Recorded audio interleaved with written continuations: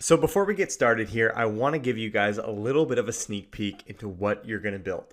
So I have open a blank Excel sheet, and this is exactly what we're going to start with. So we're going to open up a new workbook and we're going to start from scratch. We're not going to have anything built out for us. But at the end of this course, once we get to the final section, we're going to have built out this. And what's cool about this is you are going to be building this alongside with me. So we're going to have a multiple tab real estate pro forma model that runs our calculations for us on autopilot. We have very few manual inputs and everything else is flowing correctly. So this huge mega sheet right here, you guys are going to build this. And we're going to build this side by side.